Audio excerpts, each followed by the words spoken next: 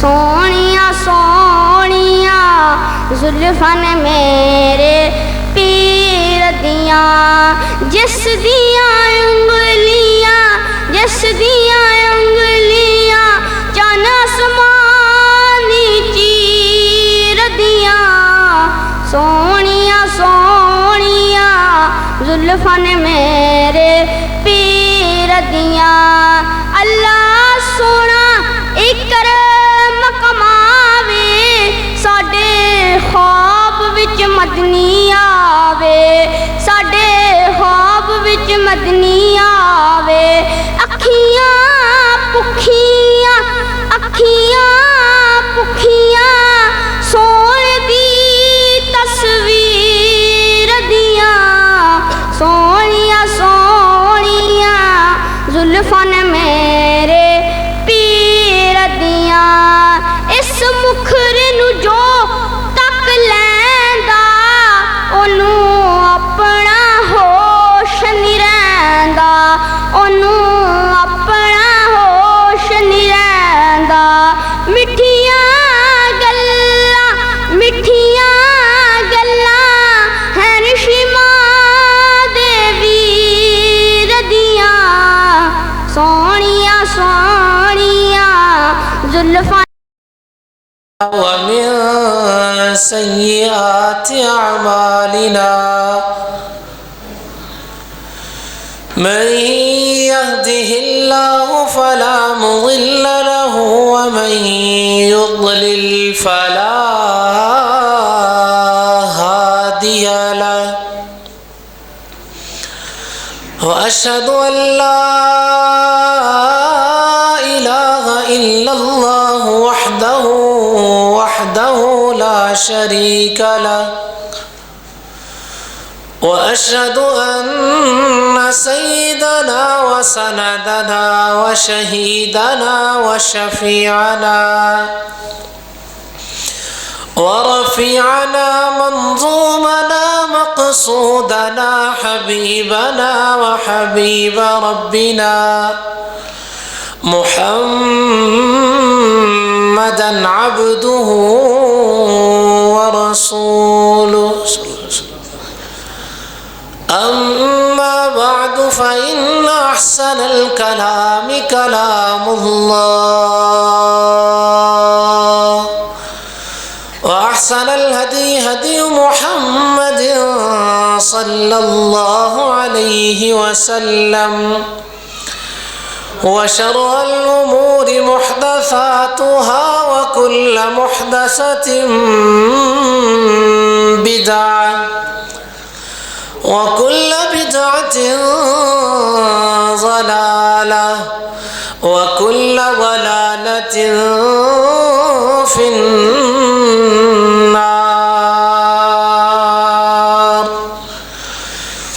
اللهم صل على محمد وعلى آل محمد كما صليت على إبراهيم وعلى آل إبراهيم إنك حميد مجيد. اللهم بارك على محمد وعلى آل محمد كما باركت على إبراهيم وعلى آل إبراهيم إنك حميد مجيد. رب اشرح لي صدري ويسر لي أمري واحلل عقدة من لساني يفقه قولي. رب زدني علما، رب زدني عملا، رب زدني فهما.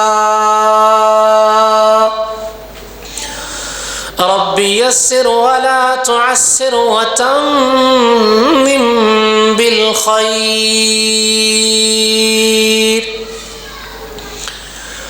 أعوذ بالله السميع العليم من الشيطان الرجيم. بسم اللہ الرحمن الرحیم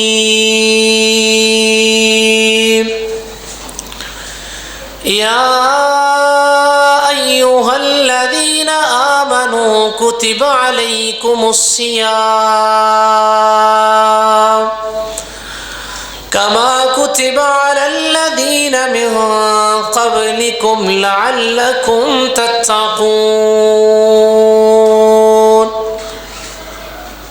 وقال الله تبارك وتعالى في مقام آخر إن أكرمكم عند الله أتقاكم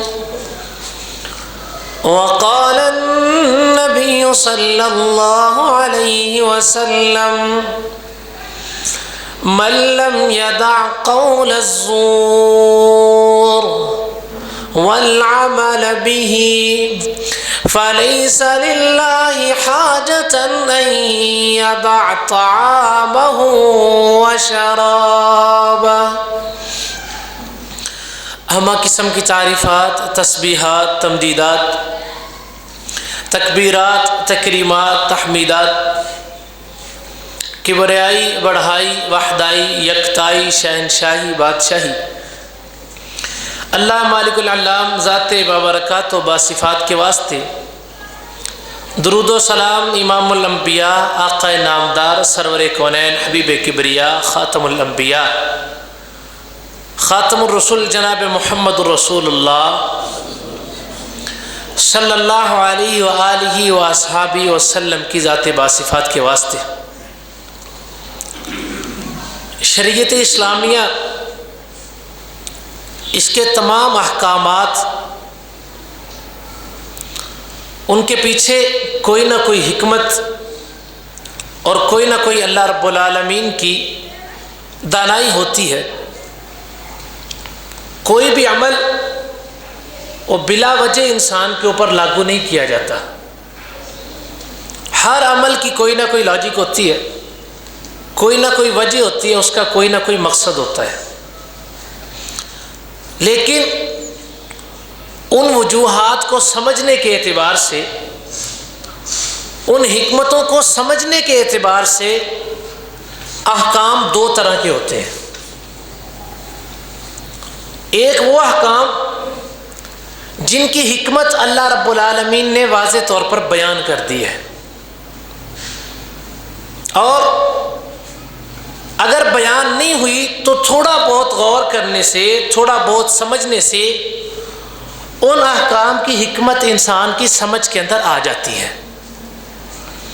اور دوسری قسم ان احکامات کی ہوتی ہے کہ جن کو بظاہر عقل تسلیم نہیں کرتی، جن کی حکمتیں انسان کی سمجھ میں نہیں آتی، لیکن اس کا مطلب ہرگز یہ نہیں ہوتا کہ ان احکام کے اندر کوئی حکمت ہی نہیں ہے، بلکہ اس کا مطلب یہ ہوتا ہے کہ ان احکامات کے اندر جو حکمت ہے وہ انسانی عقل سے ماورا ہے. انسانی عقل اس قابل نہیں ہے کہ ان حکمتوں کو سمجھ سکے، ورنہ اللہ کی طرف سے حکمت موجود ہے.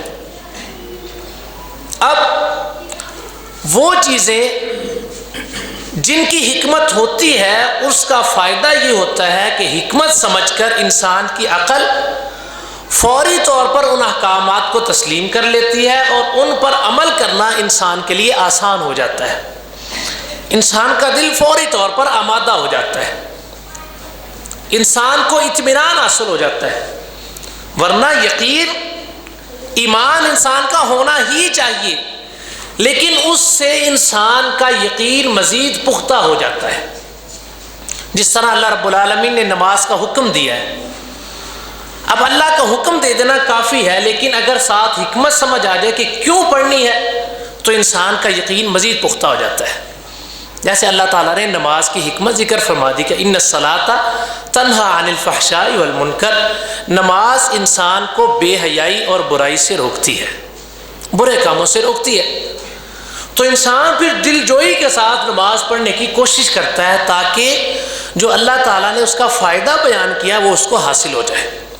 اسی طرح ابراہیم علیہ السلام نے ہر انسان کا یقین ہے کہ اللہ تعالیٰ مردوں کو زندہ کر سکتا ہے، لیکن نبی ہونے کے باوجود ابراہیم علیہ السلام نے مطالبہ کیا. اذ قال ابراہیم ربی ارینی کیف تحیی الموتى. ابراہیم علیہ السلام نے کہا اللہ جی میں چاہتا ہوں آپ مجھے دکھائیں کہ آپ کیسے مردہ کو زندہ کرتے ہیں، میں دیکھنا چاہتا ہوں. قال اولم تؤمن. اللہ رب العالمین نے فرمایا اے ابراہیم کیا آپ کا اس بات پر ایمان نہیں ہے، کیا آپ کا یقین نہیں ہے کہ میں مردوں کو زندہ کر سکتا ہوں اور زندہ کو مار سکتا ہوں؟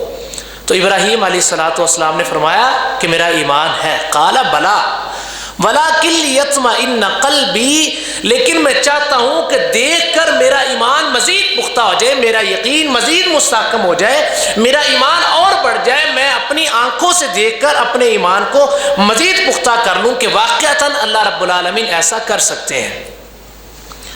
تو اس نیت کے ساتھ احکام کی حکمتوں کو سمجھنا جائز ہے.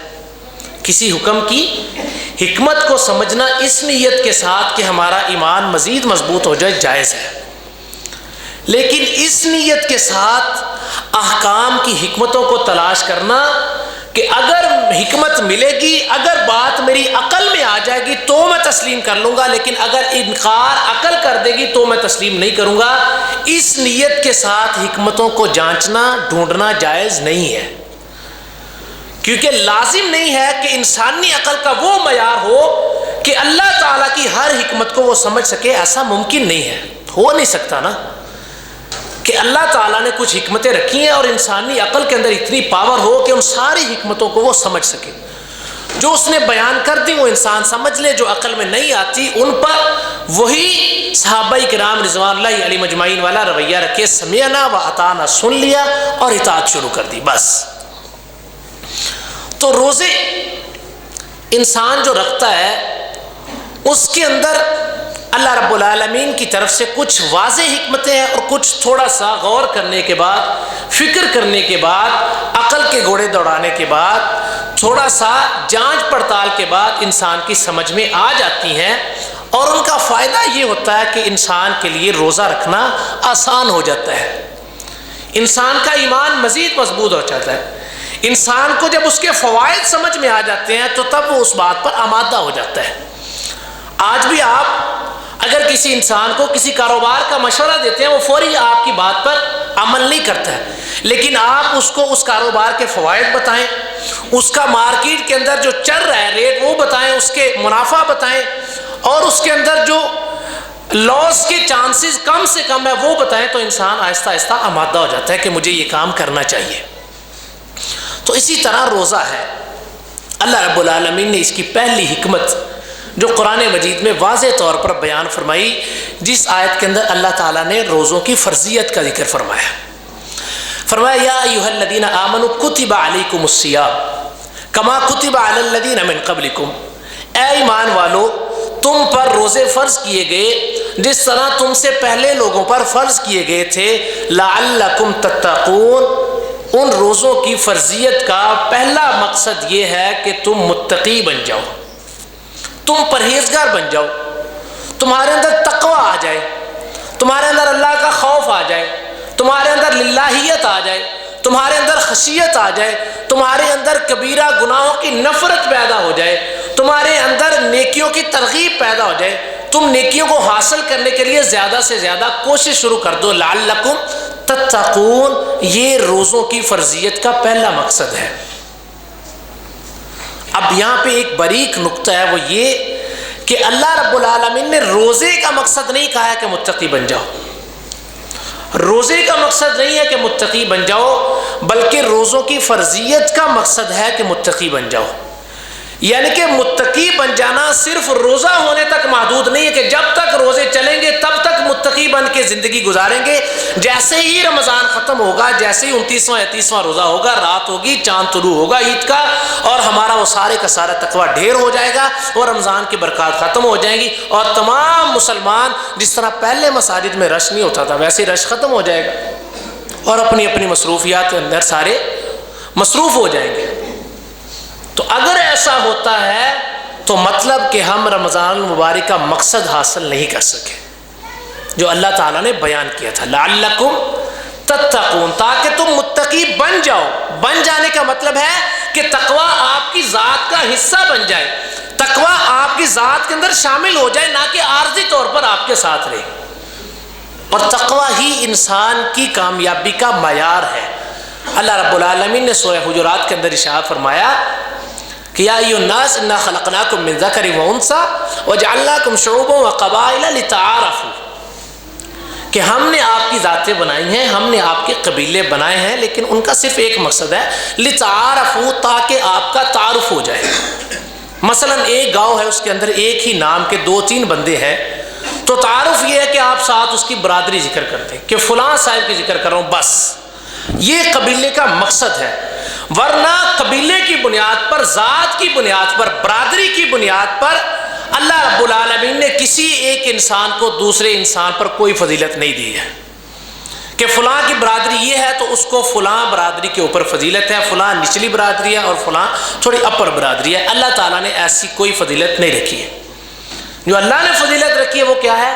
ان اکرمکم عند اللہ اتقاکم، اللہ رب العالمین کے ہاں سب سے زیادہ تکریم کے لائق، سب سے زیادہ عزت کے لائق، سب سے زیادہ احترام کے لائق، سب سے زیادہ وقار کے لائق اللہ کے ہاں کون ہے؟ اتقاکم، جو اللہ سے سب سے زیادہ ڈرنے والا ہے۔ وہ کوئی موچی بھی ہو سکتا ہے، وہ کوئی کم سے کم ذات کا بھی ہو سکتا ہے جو ہمارے معاشرے میں سمجھی جاتی ہے، جس کو ہم کم تر سمجھتے ہیں ان میں سے بھی کوئی ہو سکتا ہے۔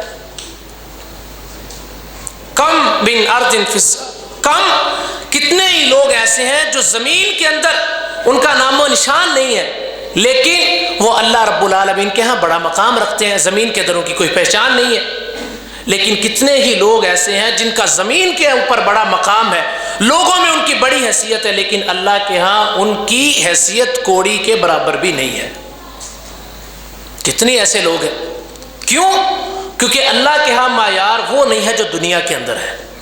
اللہ کے ہاں معیار تقوی ہے، اور اگر روزوں سے انسان کے اندر تقوی پیدا نہیں ہوتا ہے تو مطلب انسان نے اللہ رب العالمین کا مقصد پورا نہیں کیا ہے۔ تقوی کیا ہے؟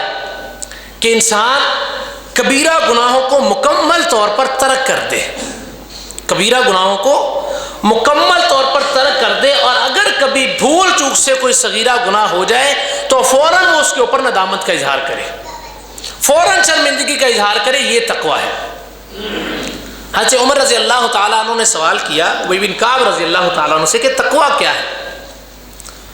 تو انہوں نے فرمایا کہ اگر کوئی انسان کسی ایسے رستے کے اوپر چلتا ہے جس کے ارد گرد خار ہیں، کانٹے ہی کانٹے ہیں، خاردار رستہ ہے، تو وہ کیسے چلے گا؟ تو حضرت عمر رضی اللہ تعالیٰ عنہ فرمانے لگے کہ وہ اپنے آپ کو مکمل سمیٹ کے، اپنے کپڑوں کی حفاظت کر کے، خود کو تمام خاروں سے، کانٹوں سے بچا کر اس رستے کو پار کرے گا۔ تو صحابی رسول فرمانے لگے کہ یہی تقوی ہے۔ یہ دنیا ایک خاردار رستہ ہے جس کے ارد گرد گناہوں کے کانٹے ہیں، جو دیکھنے میں ہمیں آسائشیں محسوس ہوتی ہیں، جو دیکھنے میں ہمیں دنیا کی نعمتیں لگتی ہیں، یہ دنیا کے اس خاردار رستے کے کانٹے ہیں۔ جو انسان ان کانٹوں سے اپنے آپ کو بچا کر دنیا کے اس رستے سے گزر جاتا ہے وہ متقی ہے،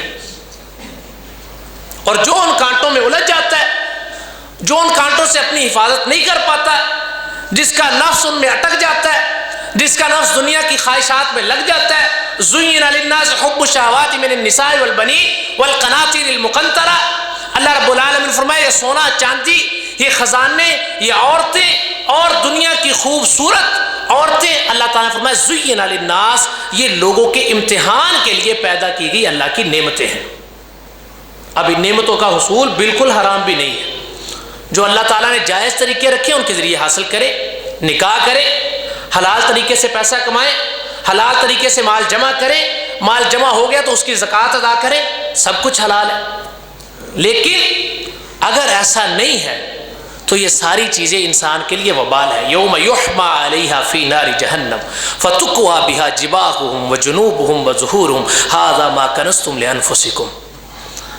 اللہ رب العالمین فرماتے ہیں کہ وہ لوگ جو مال کو جمع تو کرتے ہیں، نہ تو جمع کرتے ہوئے حلال حرام کی تمیز رکھتے ہیں، اور نہ ہی جمع کرنے کے بعد اس میں سے زکوٰۃ ادا کرتے ہیں. یوم یحمى علیہا فی نار جہنم فتقوی بہا جباہہم وجنوبہم وظہورہم. کل کو یہی خزانے جہنم کی آگ سے پگھلا کر انہی خزانوں سے اللہ رب العالمین ان کی پیشانی کے اوپر نشان لگائیں گے, ان کی کمر کے اوپر نشان لگائیں گے, ان کے چہروں کے اوپر نشان لگائیں گے, اور ساتھ بتائیں گے ھذا ما کنزتم لانفسکم, یہ وہی خزانہ ہے جو تم دنیا میں حرام طریقے سے جمع کرتے تھے.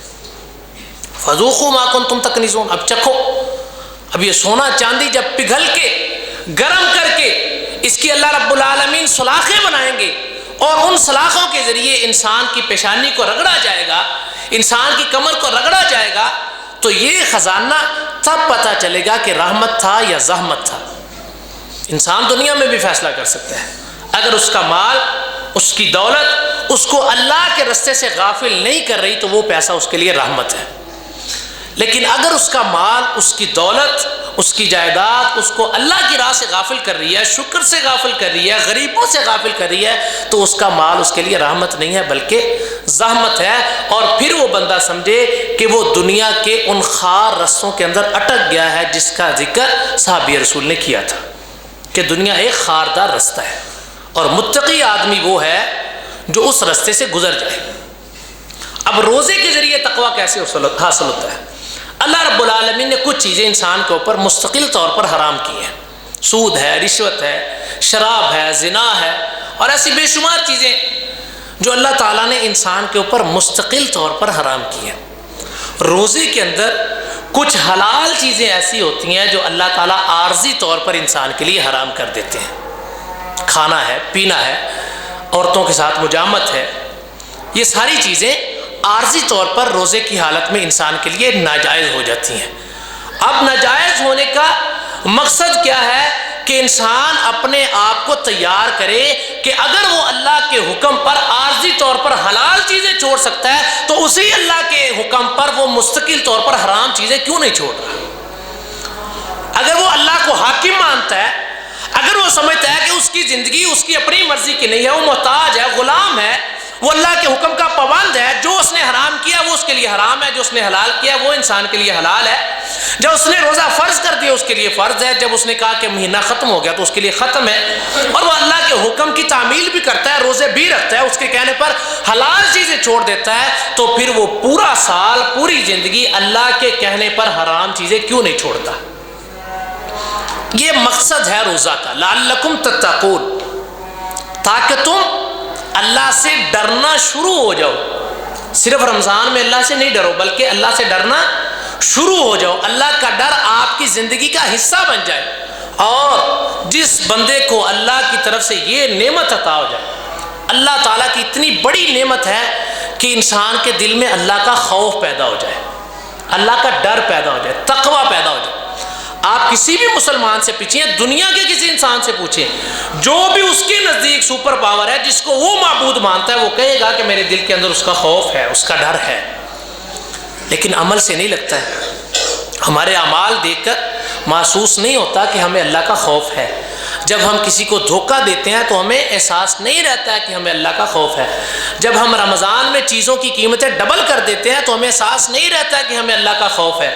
جب ہم مؤذن کی پکار پر مسجد میں نہیں آتے تو ہمیں احساس نہیں ہوتا کہ ہمیں اللہ کا خوف ہے. جب ہم رشوت لیتے ہیں اور حرام پیسہ اپنی حلق سے اتارتے ہیں تو خیال تک نہیں ہوتا کہ ہمیں اللہ کا خوف ہے. زبان سے پوچھیں گے تو اللہ کا ڈر ہے, لیکن اللہ کا اگر ڈر انسان کے دل کے اندر پیدا ہو جائے تو اس سے بڑی نعمت کوئی نہیں ہے. ہر قدم اٹھانے سے پہلے انسان سوچتا ہے کہ کیا یہ قدم اللہ کے احکام کے خلاف تو نہیں ہے. ہر بات کرنے سے پہلے انسان سوچتا ہے کہ کیا یہ بات اللہ کی ناراضی کا سبب تو نہیں بنے گی. ہر کام کرنے سے پہلے انسان سوچتا ہے کہ یہ کام اللہ رب العالمین کی ناراضی کا سبب تو نہیں بنے گا. کوئی گناہ ہونے لگے فوراً اس کے ذہن میں خیال آتا ہے کہ اللہ مجھے دیکھ رہا ہے, اللہ کا ڈر پیدا ہو جاتا ہے, فوراً وہ گناہ چھوڑ دیتا ہے.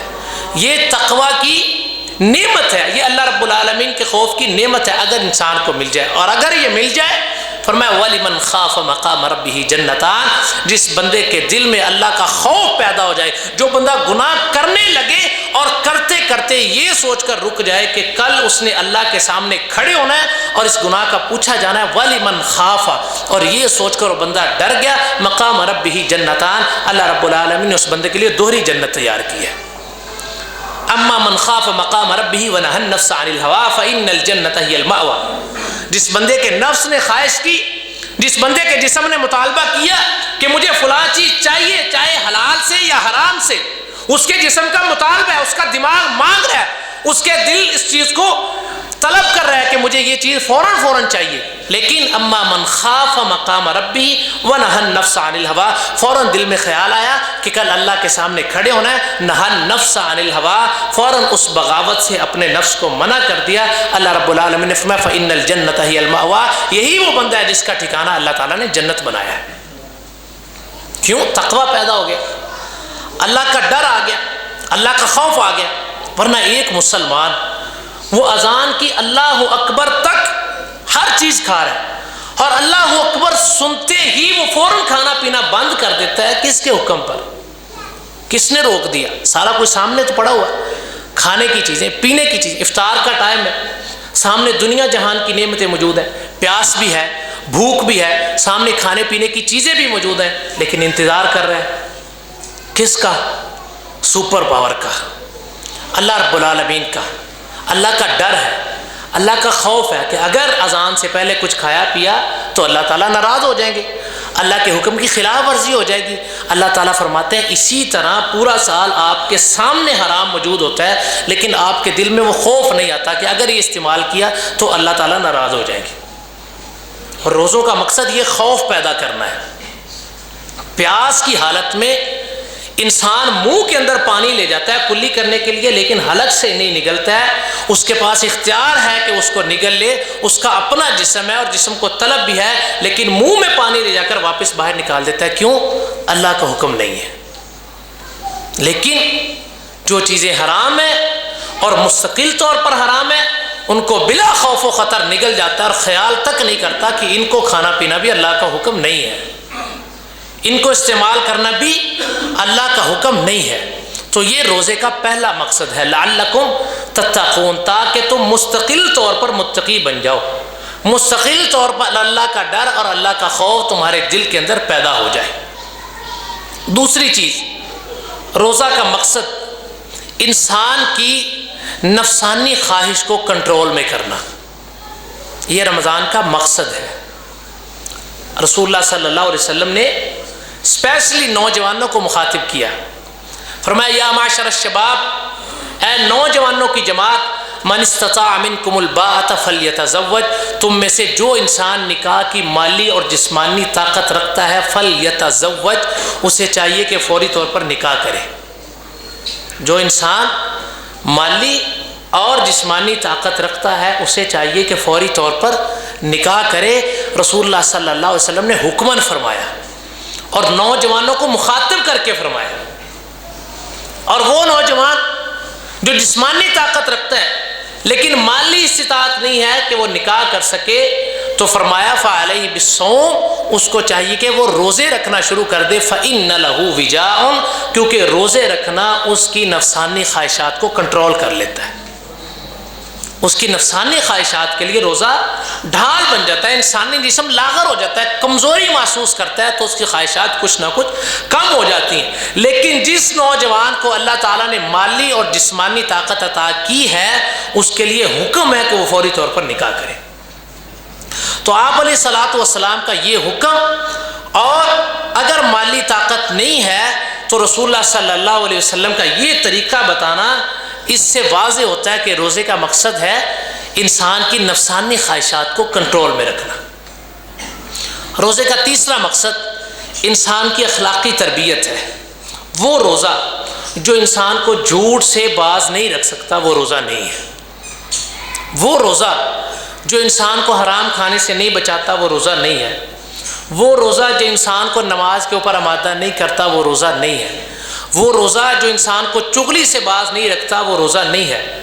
وہ روزہ جو انسان کو لغویات سے باز نہیں رکھتا وہ روزہ نہیں ہے. وہ روزہ جو انسان کی آنکھ کے اندر حیا پیدا نہیں کرتا وہ روزہ نہیں ہے. وہ روزہ جو انسان کو اللہ کی طرف نہیں لاتا وہ روزہ نہیں ہے. میں نہیں کہہ رہا، رسول اللہ صلی اللہ علیہ وسلم نے فرمایا من لم يدع قول الزور والعمل به فليس لله حاجة ان يدع طعامه وشرابه. فرمایا جو بندہ قول زور کو نہیں چھوڑتا اور اس پر عمل کرنا نہیں چھوڑتا فليس لله حاجة، اللہ تعالیٰ کو اس کی کوئی ضرورت نہیں ہے ان يدع طعامه وشرابه، یہ کہ وہ اپنا کھانا پینا چھوڑ دے، اللہ کو ضرورت نہیں ہے. اب قول زور کیا ہے؟ ہر وہ بات جو جھوٹ کے زمرے میں آئے، ہر وہ بات جو حق کے مخالف ہو، ہر وہ بات جو باطل کے زمرے میں جائے، ہر وہ بات جو کسی کی ذات کے اوپر بہتان ہو، ہر وہ بات جس سے کسی دوسرے انسان کا دل دکھے، ہر وہ بات جو کسی دوسرے انسان کے لیے نقصان کا باعث بنے، جھوٹی گواہی دینا، یہ تمام باتیں قول زور کے زمرے میں آتی ہیں. اور اللہ تعالیٰ نے فرمایا کہ اگر کوئی انسان قول زور کو نہیں چھوڑتا تو اللہ تعالیٰ کو اس کے روزے کی کوئی ضرورت نہیں ہے، اور اس کا روزہ بھوک اور پیاس کے علاوہ اور کچھ نہیں ہے. روزہ ہے نا، انسان غیبت کر رہا ہے، بیٹھا ہوا ہے، کھانا پینا چھوڑا ہوا ہے، لیکن وہ چیز جو اللہ تعالیٰ نے مستقل طور پر حرام کیا وہ کر رہا ہے. رسول اللہ صلی اللہ علیہ وسلم کے پاس دو عورتوں کا ذکر کیا گیا. فرمایا اللہ کے رسول صلی اللہ علیہ وسلم دو عورتیں ہیں اور وہ روزے کی حالت میں اور مسلسل غیبت کر رہی ہیں. آپ علیہ الصلوۃ والسلام نے فرمایا کہ ان عورتوں نے ان چیزوں سے روزہ رکھا ہوا ہے جن کو اللہ نے حلال کیا، یعنی کھانا پینا، لیکن ان چیزوں سے روزہ توڑ رہی ہیں جن کو اللہ تعالیٰ نے حرام کیا ہوا ہے.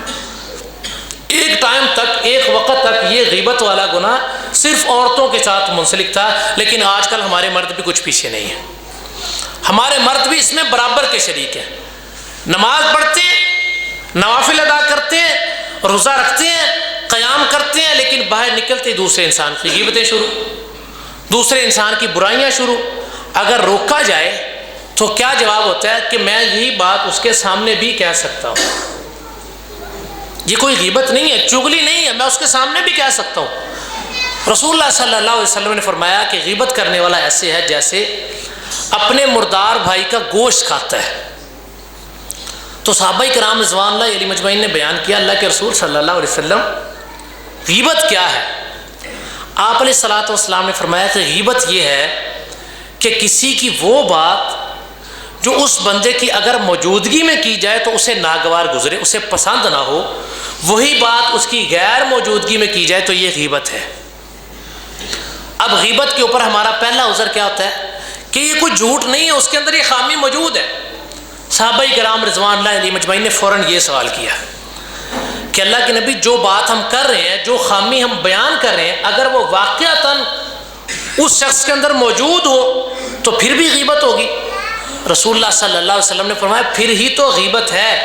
اگر وہ موجود ہی نہ ہو پھر تو بہتان ہو گیا، پھر تو الزام ہو گیا نا کہ ایک انسان کی کوئی خامی بیان کر رہے ہیں اس کی غیر موجودگی میں جو اس کے اندر موجود نہیں ہے، یہ تو الزام ہو گیا، یہ تو بہتان ہو گیا، یہ تو اس کے اوپر تہمت ہو گئی. غیبت یہی ہے کہ اس کے اندر خامی موجود ہے اور اس کی غیر موجودگی میں آپ ذکر کر رہے ہیں، اور وہ ایسی خامی ہے کہ اگر اس کی موجودگی میں ذکر کی جائے تو اس کو ناپسند گزرے. اور غیبت کرنے والے انسان کا کوئی روزہ اللہ رب العالمین کو اس کی ضرورت نہیں ہے. آپ علیہ الصلوۃ والسلام کا فرمان ہے اگر انسان کاروبار کر رہا ہے، روزہ رکھا ہوا ہے، سارا دن دکان پہ جھوٹ بول رہا ہے، جھوٹ بول کر اپنا سامان بیچ رہا ہے، جھوٹ بول کر خرید رہا ہے، تو اس بندے کا کوئی روزہ نہیں ہے. کیوں؟ من لم يدع قول الزور فليس لله حاجة ان يدع طعامه وشرابه. جس بندے کا روزہ اس کو قول زور سے نہیں روکتا، اللہ کو اس کی بھوک اور پیاس کی کوئی ضرورت نہیں ہے. یہ انسان کی اخلاقی تربیت ہے کہ انسان کو احساس ہو کہ اس نے زبان سے وہ بات نہیں نکالنی جو اللہ نے ہمیشہ کے لیے حرام کی ہے. جب اس نے اپنے نفس کو حلال چیزوں سے باز رکھ لیا ہے تو اسے چاہیے کہ وہ حرام چیزوں سے بھی اپنے آپ کو باز رکھے. اور یہی اللہ رب العالمین کا مقصد ہے اور یہی اللہ رب العالمین کی چاہت ہے، اور یہی روزہ اللہ رب العالمین کے ہاں قابل قبول ہے. چوتھا مقصد جو روزے کا ہے، کسی بھی عبادت کی قبولیت کے لیے سب سے ضروری چیز اخلاص ہے کہ عبادت کرتے ہوئے انسان کا دل و دماغ اور اس کی نیت اس قدر صاف ہو کہ اس عبادت کا ایک ذرہ بھی یا میرے منہ سے نکلنے والا ایک لفظ بھی اللہ کے علاوہ کسی اور کی رضا کے لیے نہیں ہے. یہ اخلاص ہے. اور کہنے کو آسان چیز ہے، کرنے میں بہت مشکل ہے، بہت مشکل کام ہے. بطور انسان کے اندر ریاکاری کب آتی ہے پتہ بھی نہیں چلتا ہے، پتہ بھی نہیں چلتا ہے کہ انسان کب شرک کا مرتکب ہو گیا ہے. رسول اللہ صلی اللہ علیہ وسلم نے فرمایا تھا کہ اپنی امت کے اوپر مجھے جس چیز کا سب سے زیادہ خوف ہے وہ شرک اصغر ہے، چھوٹا شرک ہے. پوچھا گیا اللہ کے نبی وہ کیا ہے؟ آپ علیہ الصلوۃ والسلام نے فرمایا وہ ریاکاری ہے، کہ انسان عبادت اللہ کی کر رہا ہے، اللہ کے علاوہ کسی اور کی عبادت نہیں کر رہا، اللہ کے علاوہ کسی اور کو راضی کرنے کی کوشش نہیں کر رہا، اللہ کے علاوہ کسی کو نہیں پکار رہا، عبادت اللہ ہی کی کر رہا ہے، لیکن کر لوگوں کو دکھانے کے لیے رہا ہے. تو اللہ کے رسول صلی اللہ علیہ وسلم نے فرمایا کہ یہ بھی شرک کی قسم ہے، اور مجھے اپنی امت کے اوپر اس شرک کا بہت زیادہ خوف ہے کہ میری امت اس شرک میں مبتلا. احمد رحمۃ اللہ علیہ فرمایا کرتے کہ اگر کوئی انسان روٹین کے اندر 10 سیکنڈ کا سجدہ کرتا ہے، اگر کوئی انسان روٹین کے اندر 10 سیکنڈ کا سجدہ کرتا ہے اور وہ اس نیت کے ساتھ اپنے سجدے کو 15 سیکنڈ تک لے جاتا ہے کہ مجھے کوئی دیکھ رہا ہے، تو اس کے یہ 5 سیکنڈ اللہ کے لیے نہیں ہے. کہ مجھے کوئی دیکھ رہا ہے، میری کوئی تحسین کرے گا کہ یہ بندہ بڑی خوبصورت نماز پڑھ رہا ہے، تو وہ اپنے سجدے کو 10 سے 15 سیکنڈ تک لے جاتا ہے، تو یہ 5 سیکنڈ اللہ کے لیے نہیں ہے، یہ شرک اصغر ہے، یہ ریاکاری. کیوں؟ لوگوں کو دکھانے کے لیے کر رہے ہیں. تو روزے کا ایک مقصد اللہ رب العالمین کے لیے انسان کے دل میں اخلاص پیدا کرنا ہے. کیسے؟ اس طرح کہ جب انسان کو عبادت کرتا ہے اور اس عبادت کو لوگ دیکھتے ہیں، تب ہی اس کے دل میں خیال آتا ہے کہ وہ اپنی عبادت کو مزید اچھا کرے تاکہ لوگ اس کی تعریف کریں. لیکن روزہ ایک ایسی عبادت ہے جو لوگوں کے سامنے ظاہر نہیں ہوتی ہے، مخفی عبادت ہے، دیکھ کر پتہ نہیں چلتا کہ بندہ حالت عبادت میں ہے. آپ اندازہ کریں اللہ رب العالمین کی کرم نوازی کا کہ سحری سے لے کر افطاری تک بھوکا پیاسا ہے، چاہے وہ لیٹا ہے چاہے وہ سویا ہوا ہے، بس کوئی لغو کام نہیں کر رہا، کوئی گناہ کا کام نہیں کر رہا، چاہے بالکل آرام سے لیٹا ہوا، تو پھر بھی وہ مستقل عبادت کی حالت میں ہے، پھر بھی وہ مستقل عبادت کی حالت میں ہے. اور عبادت بھی ایسی کہ دیکھنے والے کو پتہ نہیں چل رہا کہ فلاں انسان عبادت کی حالت میں ہے. اور جب پتہ ہی نہیں چل رہا تو انسان کے اندر ریاکاری نہیں آئے گی، اللہ تعالیٰ کے لیے اخلاص رہے گا. اور یہی اخلاص روزے کا مقصد ہے کہ اس عبادت کے ذریعے انسان کو سکھایا جائے کہ جس طرح اس عبادت کو لوگوں کے سامنے ظاہر نہیں ہونے دیتا یا لوگوں کے سامنے وویلا نہیں کرتا، لوگوں سے تعریف نہیں چاہتا اپنی عبادت کی بنیاد پر، اسی طرح اس کو اپنی باقی عبادات کو بھی بنانا ہے کہ باقی عبادات کے اوپر بھی لوگ اس کی تعریف نہ بھی کریں یا کریں، اس کو کوئی فرق نہ پڑے. اللہ رب العالمین نے فرمایا الصوم لی وانا اجزی بہ، روزہ انسان میرے لیے رکھتا ہے، روزے کا مقصد میری رضا ہے، اور روزہ کوئی دیکھ نہیں سکتا ہے. روزہ ایسی عبادت ہے جو کسی کے سامنے ظاہر نہیں ہوتی ہے، دیکھ کر پتہ نہیں چلتا ہے کہ فلاں انسان روزہ دار ہے یا نہیں ہے. تو اللہ تعالیٰ نے فرمایا اس سے زیادہ اخلاص والی عبادت اور کوئی نہیں ہے. الصوم لی، روزہ ایسی عبادت ہے جو صرف میرے اور بندے کا معاملہ ہے، جو صرف میرے اور بندے کے درمیان ہے. اسی وجہ سے انا اجزی بہ، اس کی جزا بھی اپنے بندے کو میں ہی دوں گا. اور دیکھیں کہ اللہ رب العالمین کی ذات کس قدر بلند ہے اور کس قدر عظمت والی ہے، کس قدر خزانوں کی مالک ہے.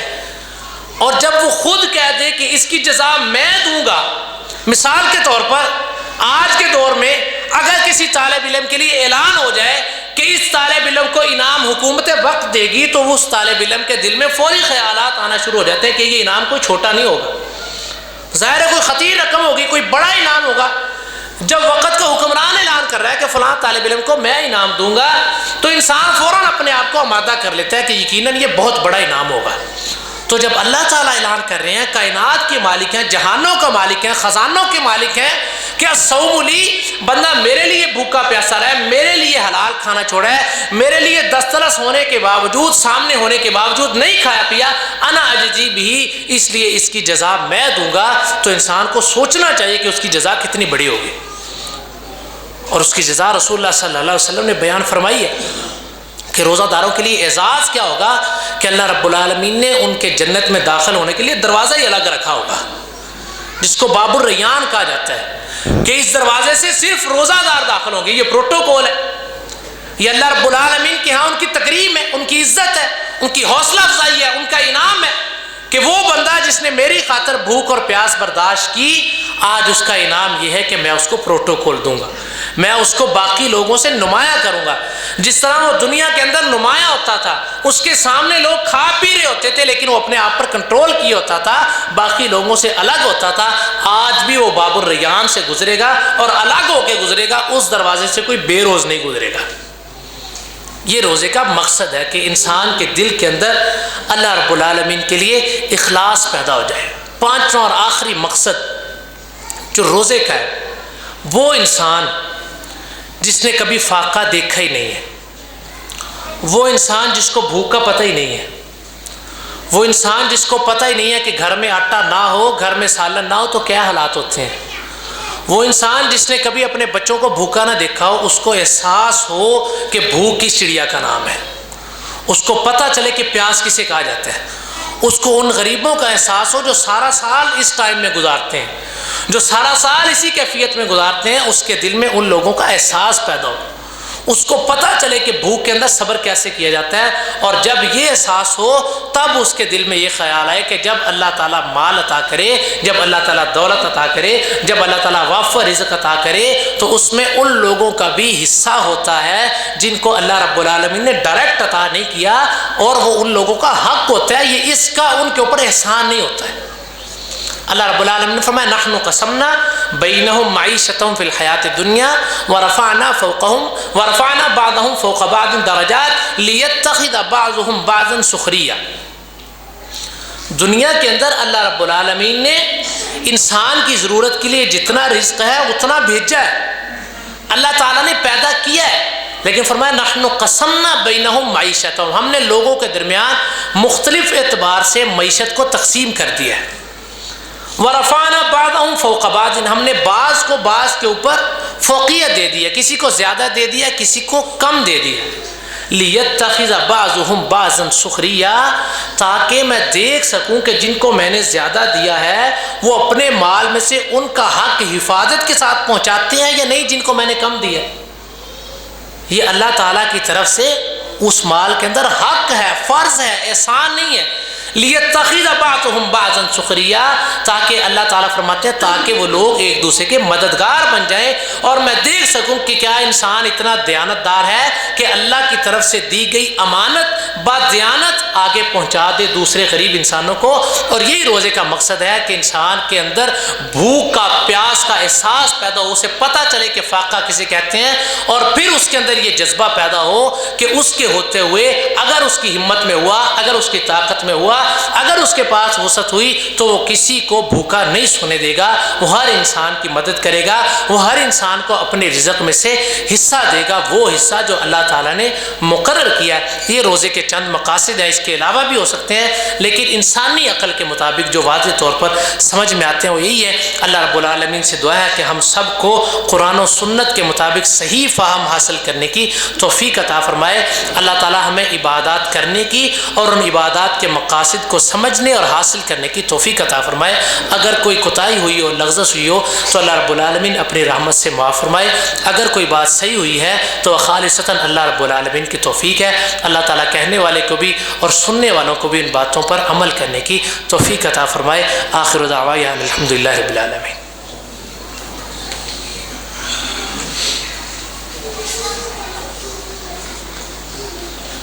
سونیاں سونیاں زلفاں نے میرے پیر دیاں، جس دیاں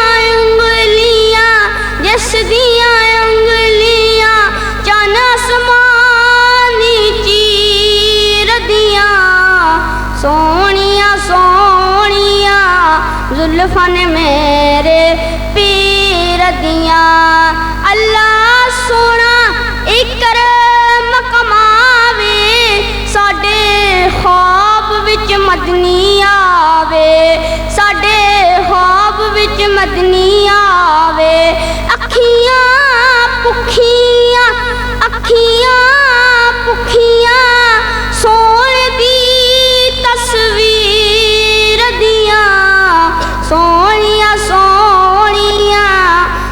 زلفاں نے میرے پیر دیاں اس مکھڑے نو جو تک لیندا اونوں اپنا ہوش نہیں رہندا اونوں اپنا ہوش نہیں رہندا مٹھیاں گلاں ہیں شیماں دے ویر دیاں سونیاں سونیاں زلفاں